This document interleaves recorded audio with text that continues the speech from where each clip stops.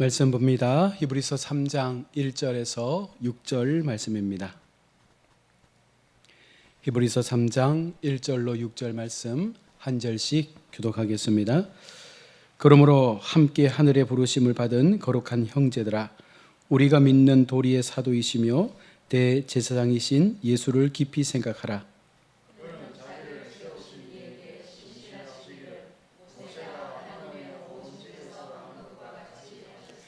그는 모세보다 더욱 영광을 받을 만한 것이 마치 집 지은 자가 그 집보다 더욱 존귀함 같으니라.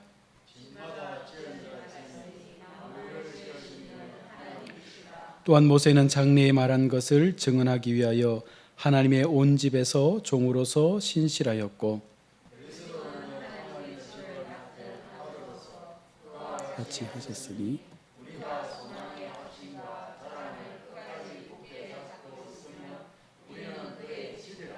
아멘. 오후 시간에도 하나님의 귀한 은혜가 우리의 마음 가운데 있기를 축복합니다. 오늘 우리가 히브리서의 말씀을 통해서 하나님의 주시는 말씀을 우리 마음 가운데 담을 텐데요.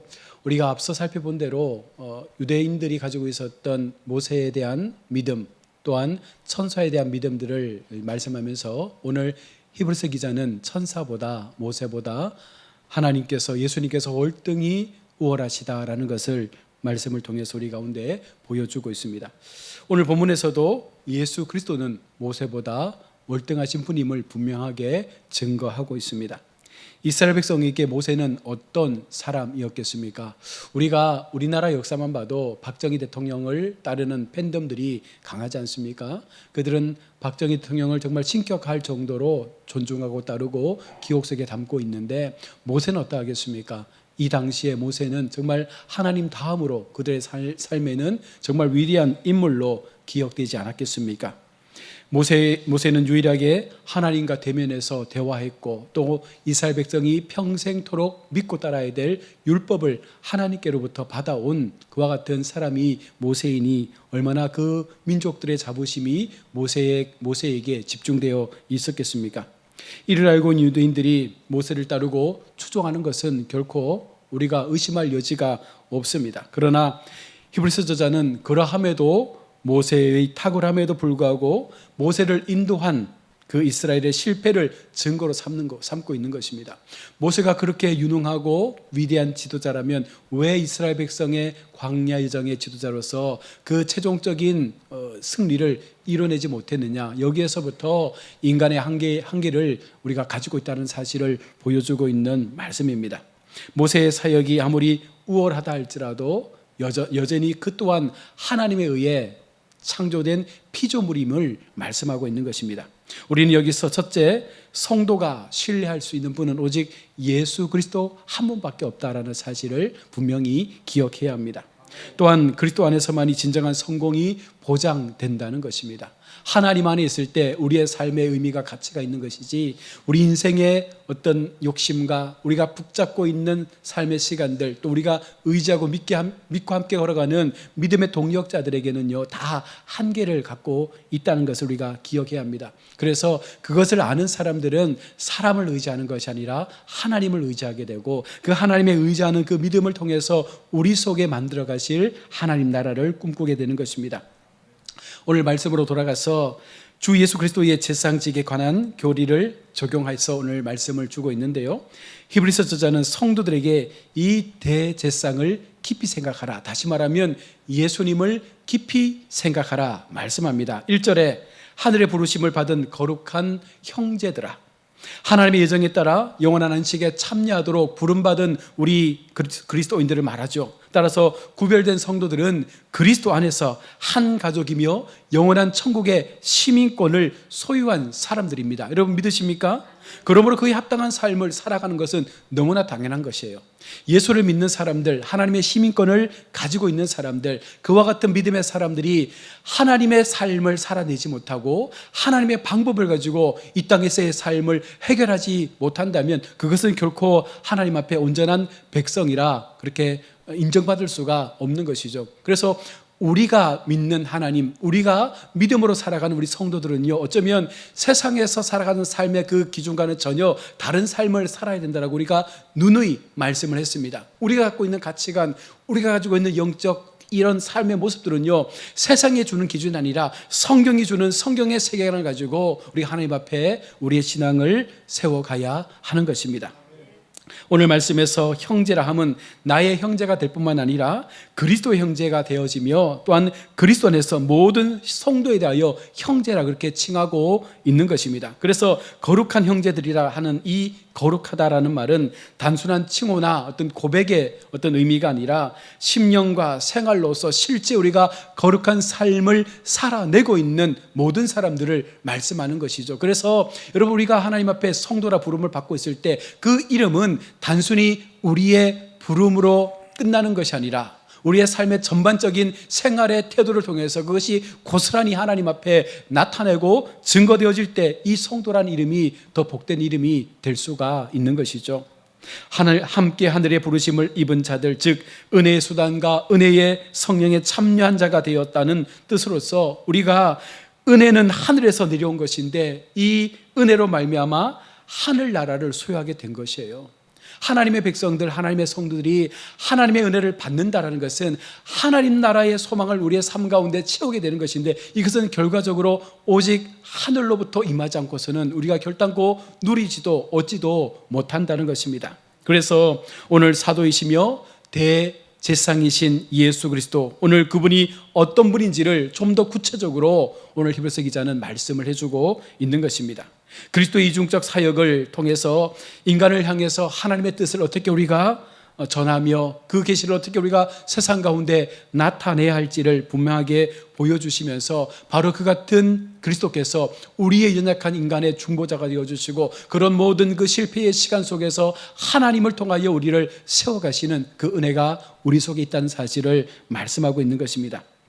사도는 그들이 그리스도를 다음과 같은 모습으로 생각할 것을 권하고 있는 것이죠. 먼저는 우리의 신앙 고백의 사도로서, 즉 우리가 고백하는 믿음과 소망의 계시로서 우리가 주님을 섬겨야 한다라는 거예요.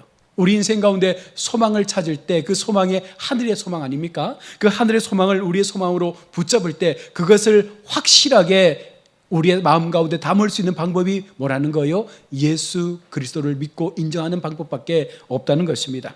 또한 두 번째로 사도로서 뿐만 아니라 대제사장으로서 우리 예수님을 바라보아야 한다고 말하고 있습니다.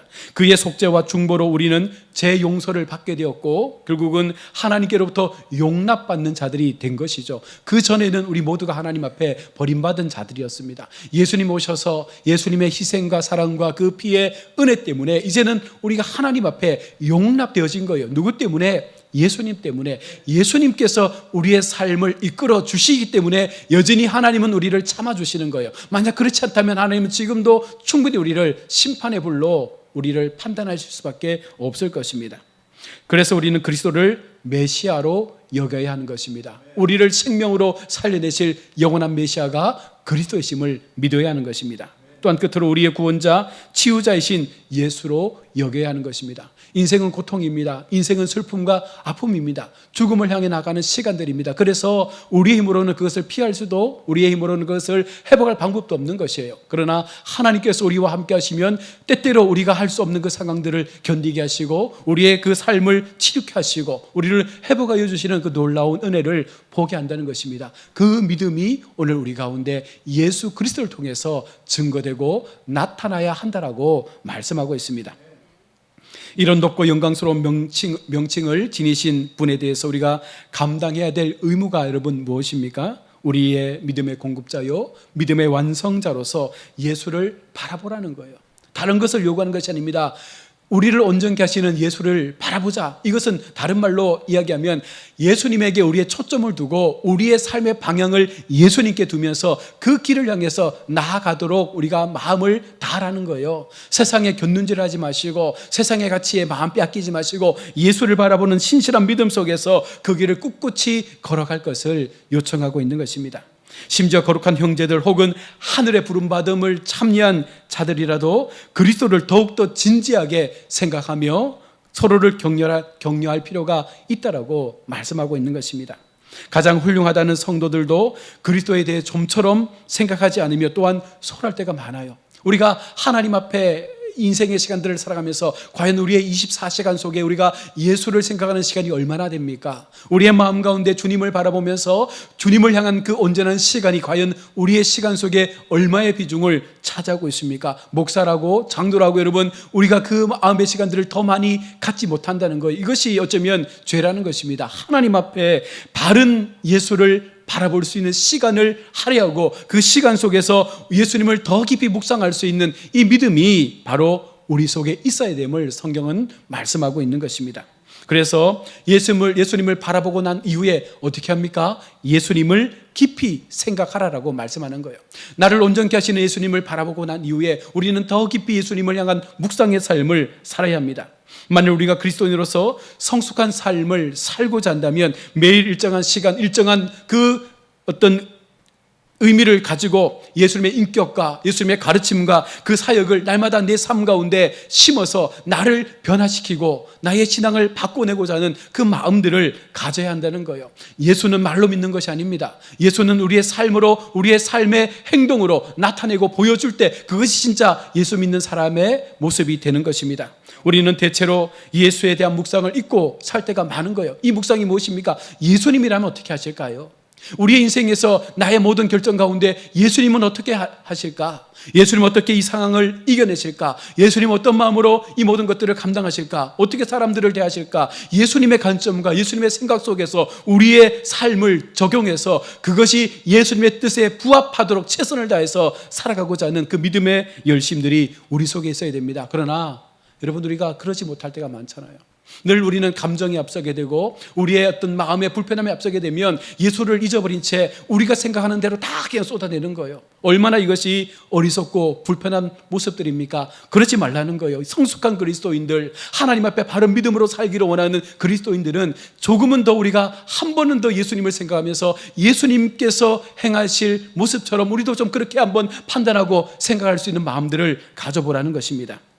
너무 바쁘게 움직이는 현대인의 삶을 살다 보면 정신 차릴 새 없이 그렇게 바쁘게 하루하루의 시간을 보냅니다. 그러할지라도 우리는 아무리 바빠도 기도하는 거예요. 아무리 바빠도 하나님 앞에 말씀을 읽는 거예요. 아무리 바빠도 하나님 앞에 예수를 묵상할 수 있는 시간들을 우리가 할애하는 거예요. 여러분, 그것이 진짜 바쁜 현대를 살아가는 우리의 삶의 여유를 얻는 길이라고 성경은 말씀하고 있습니다. 그러나 현실의 삶은 그렇지 못하죠. 바쁘다는 핑계로 얼마나 많은 시간을 세상에 허비합니까? 물론 그렇게 사는 것이 나쁘다고 말할 수는 없습니다. 그러나 예수 믿는 우리에게는요, 최소한의 하나님 앞에 영적인 진리를 지켜내기 위해서 하나님을 위한 시간을 조금이라도 우리가 할애할 수 있는 그 마음을 가지고 우리가 주님 앞에 서야 되지 않습니까? 세상의 조리에 휩쓸려서 하나님의 원하시는 삶을 살아내지 못하면서 우리가 어찌 하나님 앞에 하나님의 복을 구하며 살아갈 수 있겠습니까? 오늘 사는 많은 사람들이요, 하나님을 잊은 채 참선과 명상과 마음 훈련을 통해서 스스로의 마음을 다스리려고 할 때가 많습니다. 산에 올라가서 그냥 묵상하면서 그냥 자신의 마음을 다스리는 거예요. 여행을 통해서 어떻게 보면 자신의 마음을 정리하고 그렇게 돌아오는 경우도 있습니다. 물론 그렇게 할 필요가 있겠죠. 그러나 그보다 우선되는 것이 무엇입니까? 하나님 앞에 바른 종교심이 있어야 된다는 거예요. 바른 믿음에 대한 삶이 있어야 된다는 것입니다. 그래야 세속주의와 물질주의와 합리주의에 우리가 마음을 빼앗기지 않게 되는 것입니다. 세상의 많은 각층의 사람들이 다양한 어떤 삶을 통해서 신비주의적 삶을 찾아가고자 원하지 않습니까? 영적인 것에, 신비한 것에 마음을 두지만 그러나 진짜 영적인 것은 예수님밖에 없다라는 그 사실을 우리가 믿고 하나님 앞에 내 자신을 내어놓아야 하는 것입니다. 이방 종교 지도자들의 가르침을 설판다라는 매체 광고는요, 여기저기에서 얼마나 많이 드러난지 몰라요. 최근만 해도 신천지의 교주가 대통령에 준하는 경호를 필리핀에서 받았다는 뉴스를 봤습니다. 그런데 그것이 한국에서도 이루어진 거예요. 대통령 말고는 그런 경우가 없는데 수많은 경호 차량들이 앞뒤로 둘러싸서 이만희가 가는 그 길을 경호하면서 가는 모습을 뉴스에서 보여주었습니다. 특히 이단이나 뉴에이지라는 이방 사상은 대중문화에 깊이 들어와서 우리의 마음을 갉아먹고 있는 것입니다. 사람들이 왜 여기에 빠집니까? 예수를 생각하는 시간이 없어지니까 이곳에 시간이 투자되는 거예요. 하나님을 향한 시간이 우리 삶에서 줄어들게 되면 결국은 그 시간은 세상을 향한 시간으로 늘어날 수밖에 없는 것입니다. 모든 사람에게 24시간밖에 주어지지 않았습니다. 그 24시간의 시간을 어떻게 우리가 하나님 앞에 믿음으로 살아낼 것인가? 여러분, 이것은 우리가 주님을 묵상하는 시간이 많으면 많을수록 훨씬 더 우리의 신앙은 풍성한 삶으로 바뀌어지게 될 것입니다. 성경은 우리의 묵상이 하나님께서 기뻐 받으실 만한 삶의 묵상으로까지 확장될 것을 요청하고 있습니다. 우리는 하나님의 말씀을 묵상합니다. 얼마나 많이 말씀을 읽고 그 말씀을 우리의 마음 가운데 담는지 몰라요. 그러나 여기에서 끝나면 안 된다라고 분명히 말씀드리는 거예요. 그 말씀이 우리의 삶을 통해서 읽혀졌다면, 그 말씀을 우리의 삶 속에 읽고 우리의 마음 가운데 담았다면, 그 담겨진 말씀이 나의 삶을 움직이도록, 그렇게 우리의 마음을, 우리의 심장을 두근거리도록 이끌어낸다면 우리는 그 말씀을 붙잡고 세상으로 달려나가서 그 말씀에 합당한 삶을 살아내는 것까지가 여러분 진정한 성도의 삶의 모습인 거예요. 교회에서 누가 많이 교회를 힘들게 합니까? 여러분, 초신자가 그러지 않아요. 예수를 오래 믿은 사람이 교회를 힘들게 하지 않습니까? 말씀을 많이 읽었다고 말하는 사람들이 교회를 힘들게 하지 않습니까? 그러나 우리는 이것을 깨야 되는 거예요. 말씀을 많이 읽을수록 더욱더 교회 앞에 하나님의 사람을 세워갈 수 있는 그런 믿음의 모습으로 변화되어야 되고, 우리가 좀 더 긴 여정의 시간을 통해서 하나님을 오래 만났다면 그 만남의 시간이 길어질수록 훨씬 더 하나님 앞에 바른 신앙의 모습을 통해서 누군가에게 그 신앙의 덕을 전할 수 있는 체험적 신앙의 모습이 우리의 삶을 통해서 보여져야 한다는 거예요. 여러분, 신앙의 연수를 우리가 자랑해야 되겠지만 그 연수의 자랑이 무엇으로 나타나야 됩니까? 내 속에 비춰지는 예수의 모습을 통해서 나타나야 되는 거예요.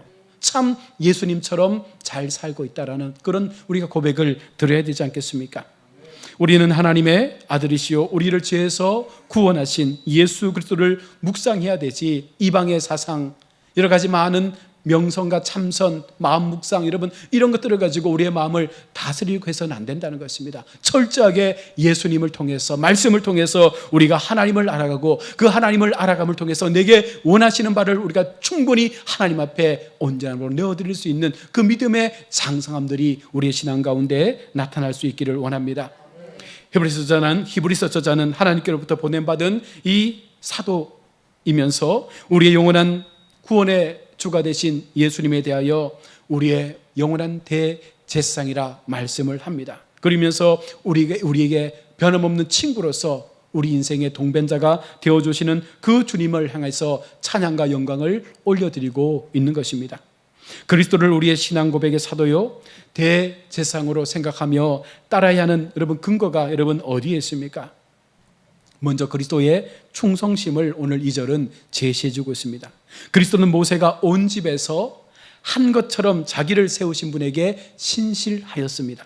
모세는 구약에서 이스라엘 백성에게 자기에게 맡겨진 그 직책에 충실히 최선을 다해서 수행했던 한 선지자였습니다. 그리스도는 신약에서 그와 같이 신실함을 우리 가운데 보여주었습니다. 동일한 신실함의 사역을 살아냈지만 유대인들에게는요 설득력 있는 이 논증의 근거를 모세의 신실함과 예수님의 신실함을 근거로 해서 나타내고 있는 거예요. 예수님은 모세보다 우월하신 하나님이신데 그 신실함이 바로 모세를 능가하는, 모세의 삶을 능가하는 그와 같은 모습으로 우리 가운데 다가오셨음을 말하고 있는 것입니다. 모세와 그리스도의 충성의 대상이 상이함을 성경은 말씀하고 있지 않습니까? 모세는 하나님 자체에게 충성하는 거예요. 그러나 예수 그리스도는요 그분 자체가 하나님이신 거예요. 그러니 이 충성은 전혀 다른 의미의 충성이라는 것입니다. 그리스도는 자기를 세우신 이 곧 인간 구원을 위하여 중보자와 제사장 직분을 맡긴 그 성부 하나님께 충성을 했습니다. 그러나 모세는요 온 집의 주인이시고 광야 교회의 주인이신 예수 그리스도께 충성한 사람이라는 거예요. 그러니 누가 더 높습니까?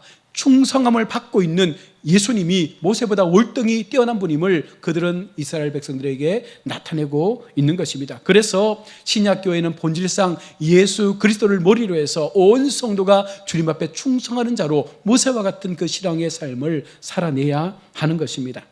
또한 그리스도의 뛰어남과 영광이 모세보다 크다는 거예요. 그리스도께서 모세보다 더 큰 영광을 받으실 수 있는 이유가 무엇입니까? 모세가 섬기던 교회를 지으신 분이 바로 예수님이라는 것입니다. 예수님께서 그 교회의 머리시라는 거예요. 그러니 몸체로 있는 모세가 어찌 예수님을 능가할 수 있겠습니까?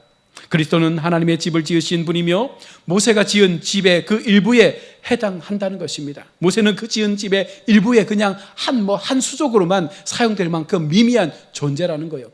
결국은 예수님과 모세는 비교할 수도 없는 대상이 되는 것입니다.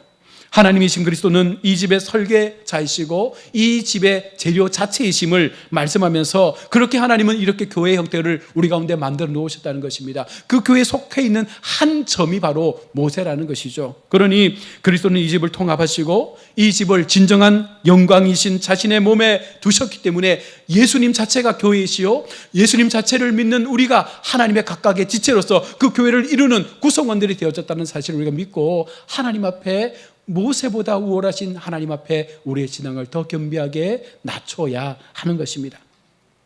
또한 그리스도는 이 집의 건축자일 뿐만 아니라 이 집의 주인이시다라고 말씀하고 있습니다. 모세는 단지 이 집의 충실한 그저 하인에 불과한 것입니다. 영원한 하나님의 아들이신 예수 그리스도께서 이 집을 통치하시고 이 교회를 다스리시고 이 교회의 주인 되심을 분명하게 말씀을 하고 있습니다.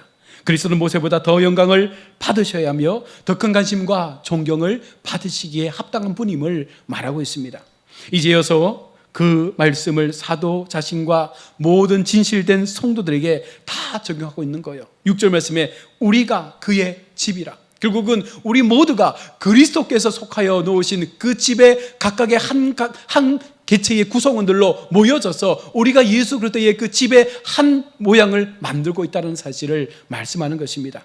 사도는 이 집을 구성하는 사람들의 특성을 묘사하고 있습니다. 우리가 소망의 담대함과 사랑을 끝까지 견고히 잡으면, 즉 그리스도의 진리 위에서 잘 세워가야 할 뿐만 아니라 끝까지 견고하게 우리가 견뎌내는 것이 예수님 앞에 마지막 순간까지 우리가 걸어가야 될 신앙의 모습임을 말하고 있습니다.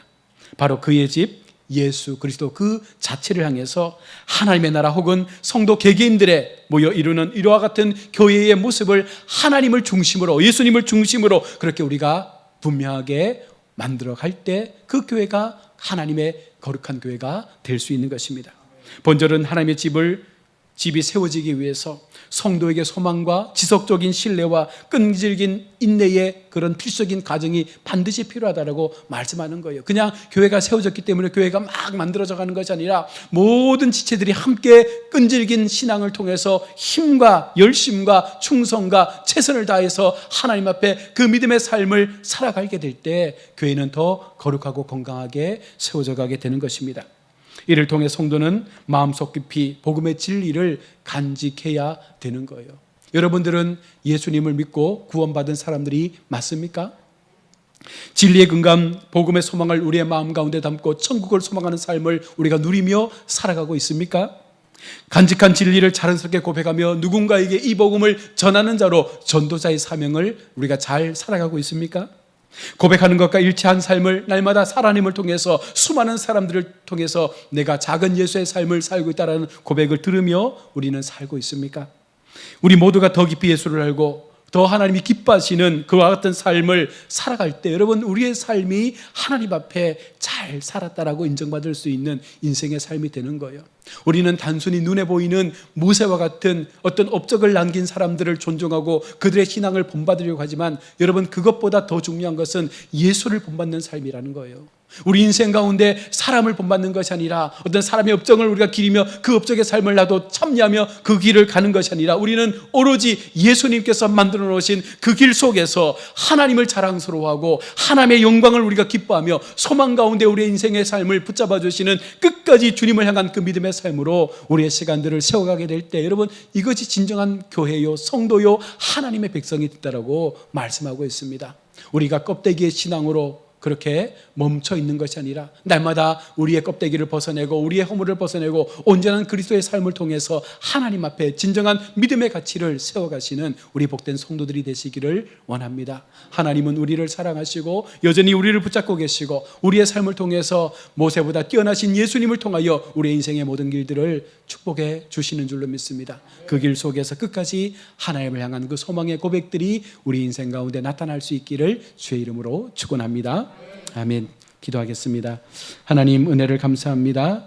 오늘도 우리의 마음과 우리의 삶을 하나님 앞에 고백합니다. 하나님 우리는 보이는 것에 반응하고 보이는 사람들의 업적에 늘 우리가 기대를 가지고 살아가지만 오늘 성경은 우리가 보이지 않는 것 또한 우리의 삶 가운데 찾아오셔서 우리를 생명의 부활로 참 소망의 삶으로 인도해 주신 예수 그리스도, 우리를 지으시고 우리의 모든 삶의 설계자가 되어주시는 예수님을 의지하고 그 믿음의 삶을 사는 것이 가장 복 있는 삶이라 말씀하고 있습니다. 오늘도 우리가 이 말씀을 마음에 새기고 또 한 주간 주님 앞에 이와 같은 믿음의 삶을 통하여 정말 예수님 믿는 사람답게 성도라는 이름에 걸맞게 우리의 삶을 실천하고 바른 신앙의 태도를 보여주며 변화 있는 신앙으로 아버지 주님 앞에 온전한 신앙의 모습을 나타내는 신앙으로 그렇게 살아가는 우리 모든 복된 성도들 되게 하여 주옵소서. 날씨가 많이 무더워지고 있습니다. 하나님의 많은 아버지 그 열기 속에서 우리 성도들 건강 잃지 않게 도와주시고 무더위 속에서 하나님의 크신 구름 기둥의 은혜가 나타나서 우리를 안전하게 지키시고 인도하여 주시는 그 걸음대로 살아갈 수 있는 우리의 인생 되게 인도하여 주시옵소서. 감사드리며 거룩하신 예수님의 이름으로 기도드립니다. 아멘.